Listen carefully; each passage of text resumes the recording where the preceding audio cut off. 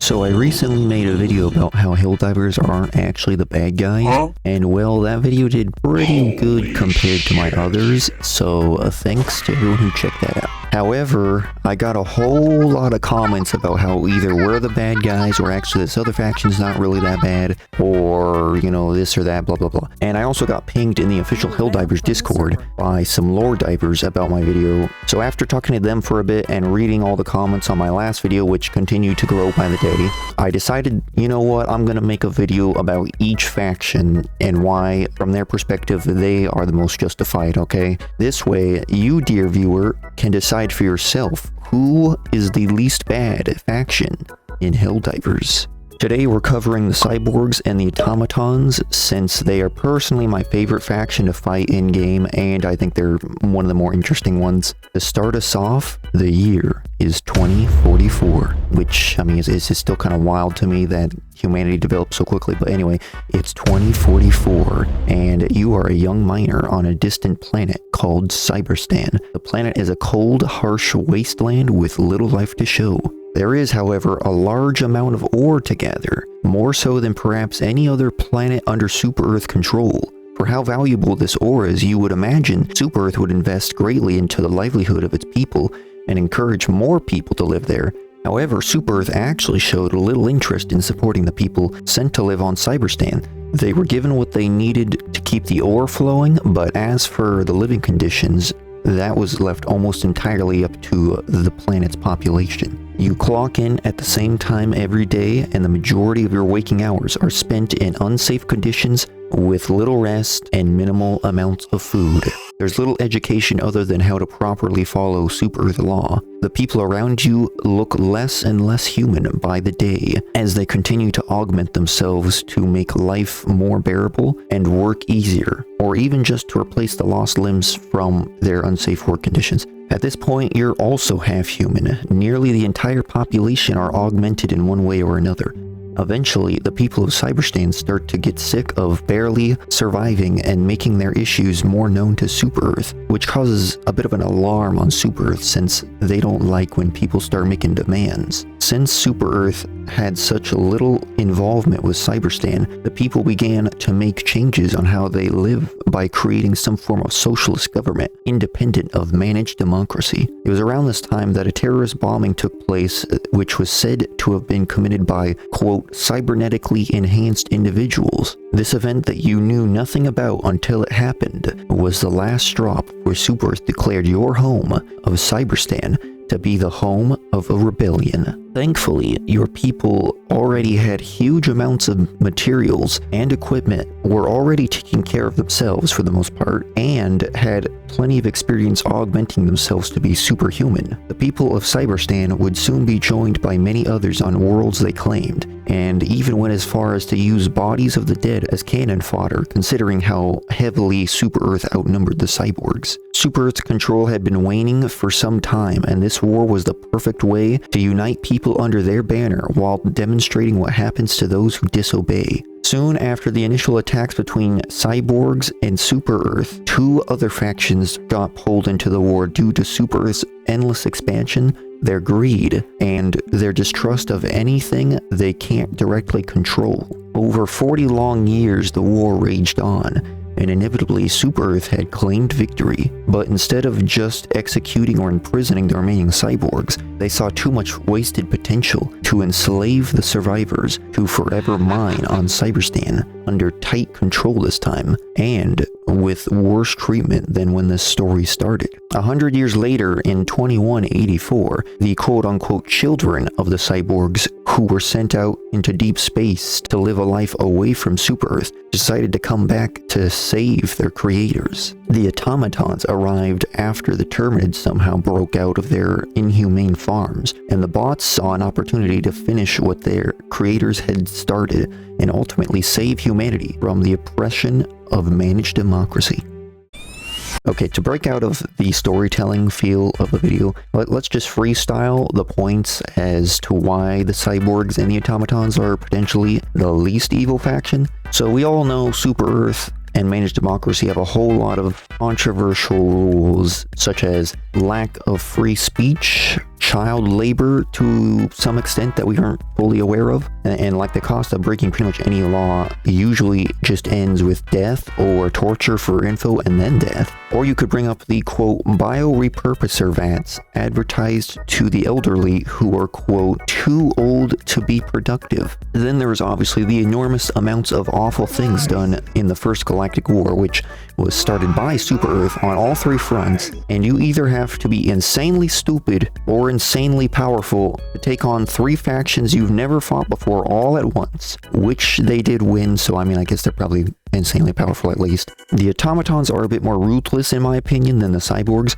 However, that is probably just due to them being machines and knowing what Super Earth is capable of after the first war ended. However, the automatons are not just simple bots. They wouldn't decorate their armor, have vocal language that humans can kind of understand, and have a war chant if they were just bots. Those things don't make sense unless you consider the automatons have their own culture beyond just being a machine. If the cyborgs still exist, or at least their offspring still exist on Cyberstan, then it is safe to assume the bots didn't shoot them on sight like a Helldiver. And while in my last video I brought up that they first entered Super Earth space 3 sectors away from Cyberstan, tactics aside, we can at least say that they were attempting to expand towards Cyberstan with their vanguard, but which we kind of saw live happening inside the game when they first arrived, suggesting that they possibly didn't intend to invade Super Earth. It's also possible the first fleet didn't even know where Cyberstan was since they had never really been there, or perhaps they knew their fleet wasn't strong enough to hold Cyberstan and didn't want to endanger their creators. Then obviously when their main fleet showed up, they did in fact take Cyberstan first. That would tell us that Cyberstan is their main goal, and that they don't kill everyone they meet. It would be logical to assume that the descendants of the cyborgs would be willing to accept other oppressed citizens into their ranks far away from Super Earth control. This brings us to the, quote, illegal broadcast towers, which if you read, say, quote, we have obliterated inequality, and, quote, surrender and you will not be destroyed.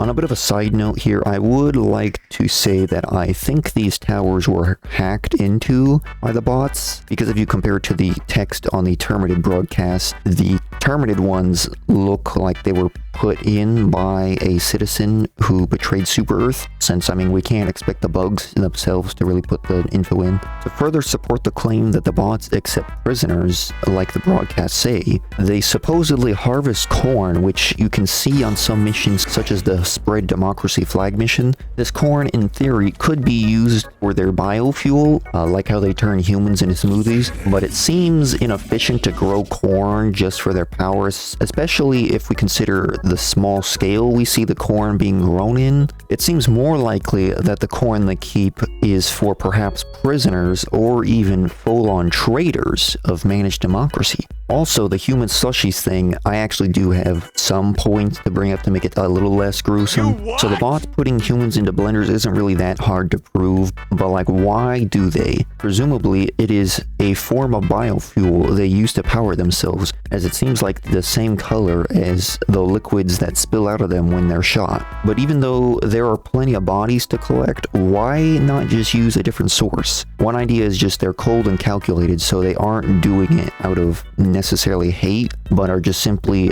finding the most efficient way to clean up all these bodies while getting something out of it. You could even take this the opposite way and say maybe it's not cold, but part of their culture, and maybe using humans as biofuel to keep themselves alive is some form of like spiritual practice about death breeding new life or something like that. What? Bro, what are you talking about, man? However, this is hardly a theory. I'm just thinking off the top of my head as to why they do this. Maybe they just love green energy or something, I don't know. One last thing to mention is if the bots don't take prisoners, then why bother having cages? Because we can see cages pretty often on the bot front, and sometimes dead humans in there. It could be possible they capture people and give them the choice to join the cyborgs in the back lines on Cyberstan, or to get turned into a human milkshake, maybe? Now that sounds harsh, but if we compare that to Super Earth, the bugs, or even the Illuminate, you at least get two options with the bots instead of just, die for betraying us, or die if you try to surrender to us, or at least that's the theory anyway. Until we see live civilians not being attacked by the automatons, we can't be completely certain what they would do to people who defect from Lady Liberty. Editor Edge here. While I was listening back to my recording here, I had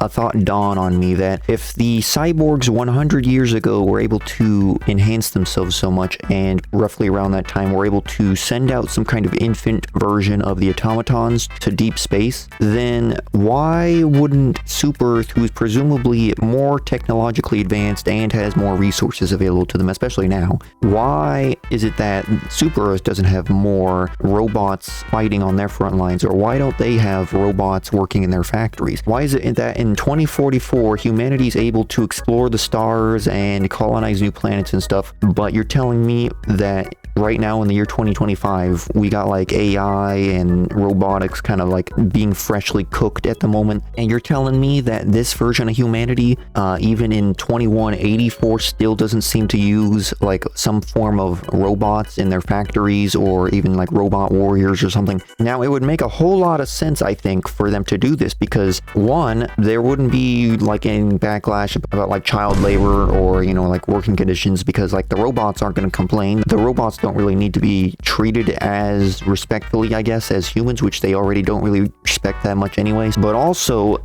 I feel like having a robot would be infinitely better than having like a 7-year-old in your factory. Like, the robot's going to work longer hours, it's going to work faster, it's going to work smarter, and it's just possibly going to be cheaper. I don't know if you have to pay these children. I don't know how much you pay your individual people. I don't think it's very much, but I think even in the long run, it should still be cheaper even to have the robots do it. And you don't have to deal with the issues of people in these working conditions possibly wanting to rebel out of spite for their terrible circumstances, right? Like, they're not going to have as much hate in their hearts if they aren't in such like harsh conditions. Plus, it would make sense for Super Earth to do this anyway, because like if all they want is control, right, they can sort of take the civilians out of the equation here and have the robots do everything. So not only is it more efficient, not only is it probably cheaper, but it's also easier to control your society, since like if the people want to go on strike or whatever and cause a whole galactic war like the cyborgs or whatever, your robots can just take over whatever. They can just do the work for them, like there's no big deal. Alternatively, the reason they might not want to do this is because in the short term it would be more expensive because of all the infrastructure they have to build and like research into like how to program these machines properly, and like I don't know, like making different variants of machines and all this stuff. But in the long term, you would think it'd be so much cheaper and like so much better that way, that it makes sense for them to not even try investing into that, considering how much wealth they have in terms of resources. But I think the main reason they probably wouldn't do that is because if they keep their people working sort of like as slaves almost, their people are going to be struggling to survive so much to the point that they don't really have time to worry about like what their government's doing or anything. They're so preoccupied with just like, getting their paychecks in and whatever, that they can't really scrounge up enough resources to bother thinking about anything outside of their current circumstances, and maybe like a little bit of like what's going on with the war and stuff, right? But an alternative thought on how they would control their people, I guess those two options seem decent explanations as to why they don't use more robotics. I feel like there's way more benefit though for them. They already control like who can breed and stuff, and like how many children you can have. So like, why can't they just continue to do that and then just slowly reduce the population so they're less threatening while increasing the robot population? I feel like we're almost getting like too real world with this conversation at the moment. But those were my thoughts off script. I completely just randomly thought about this while recording this. So editor Edge out. My closing argument for the automatons and the cyborgs is that if Super Earth lost the war, then at least some of humanity would still be alive in the form of the cyborgs. I also think the bots are pretty well built to fight off the bugs if it ever comes to that, and the Illuminate might even want peace, but if they don't, then the bots should also be presumably immune to their mind powers. So who knows who would come out on top or not in that situation, but I think the bots do have a decent shot at that. Anyway, I got more Helldivers videos in the works, so I'll see you guys guys in the next one. Adios.